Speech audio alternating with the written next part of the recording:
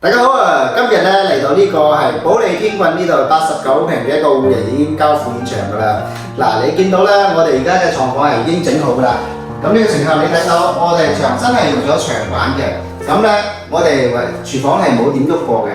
咁過翻嚟咧，我哋嘅鞋櫃咧，包括呢度嘅餐邊櫃咧，全部都已經全部改造完晒啦。就做咗呢個石面，呢個就係我哋嘅石面，咁就唔使驚啲污糟嘅嘢跌落去㗎啦，可以抹乾淨嘅。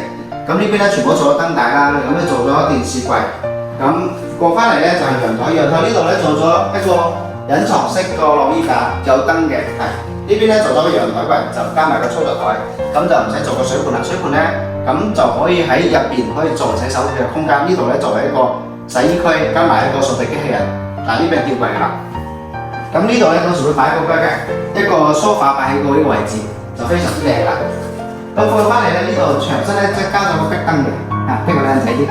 咁過翻嚟呢度就係一個主人房啦。主人房呢度咧就係做咗一個常規嘅嗰個衣櫃啦。一開門就會着燈噶啦，只要一開門就會着燈。係。咁過翻嚟咧就係一個主人房呢度，牆身咧做咗藝術漆嘅，所以你見到咧啲牆身嘅花，啲花紋係非常之靚仔嘅。咁咧牆身呢邊咧做咗背靠，做咗軟包，加埋啲燈光啦呢度。係。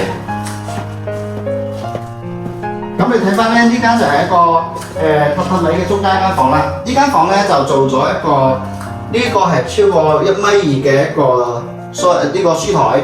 嗱，呢個做咗小衣櫃啦。咁過翻嚟做床拼，嗱做一個觸摸燈，呢度燈，加埋個軟包，加埋呢個榻榻米，係啦。然之後咧，呢間房咧，因為咧業主覺得咧買一個成品床，使嘅成本差唔多，咁前係咧，不如我哋做啦，咁啊就可以做到呢個鉗起身嘅一個儲物櫃啦。嗱，呢個就係啦，咁可以鉗落去。嗱，呢邊咧做咗床靠，兩邊嘅床頭櫃啦，有櫃桶啦，呢啲位置嘅。